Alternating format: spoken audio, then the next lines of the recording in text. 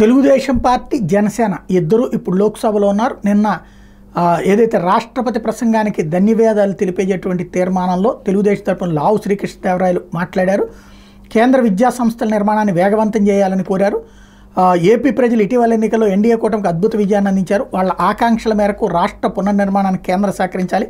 గత 10 ఏళ్లుగా రాష్ట్రం రెవెన్యూ లోటుతో సతమతమవుతుంది. అందువల్ల 7-8 ఏళ్ల క్రితం విడుదల చేయాల్సిన రెవెన్యూ లోటు మొత్తాన్ని ఇప్పుడైనా ఇవ్వాలని కోరుతున్నా. ప్రస్తుతం రాష్ట్రం 13.5 లక్షల కోట్ల అప్పుల భారాన్ని మోస్తుంది. గత 5 ఏళ్లలో తెచ్చిన రుణాలతో కొత్తగా ఒక్క మౌలిక వస్తువు కూడా కల్పించలేదు. తద్వారా ఎదురవుతున్న సమస్యల పరిష్కారానికి ప్రధాని కేంద్ర మంత్రులు చర్యలు తీసుకోవాలని కోరుతున్నానని ప్రకటించారు. అదే సందర్భంలో ఆంధ్రప్రదేశ్ రాజధాని అమరావతి నిర్మాణం కోసం విభజన చట్టంలో ఇచ్చిన హామీ ప్రకారం సాయం చేయాలని జనసేన లోక్సభ పక్ష నాయకుడు వల్లభనేని బాలశౌరి అడిగారు. లోక్సభలో ఇదే సందర్భంలో కేంద్రం అమరావతి నిర్మాణం నిమిత్తం 1500 కోట్లు మాత్రమే ఇచ్చింది. ఇది ఏమాత్రం సరిపోదు. అందులో విభజన చట్టంలో పేర్కొన్న హామీ మేరకు పూర్తి సాయం అందించాలని కోరారు. అలాగే పోలవరం ప్రాజెక్టు పూర్తి చేయడానికి ఎప్పటికప్పుడు నిధులు మంజూరు చేస్తూ పోవాలని అడిగారు.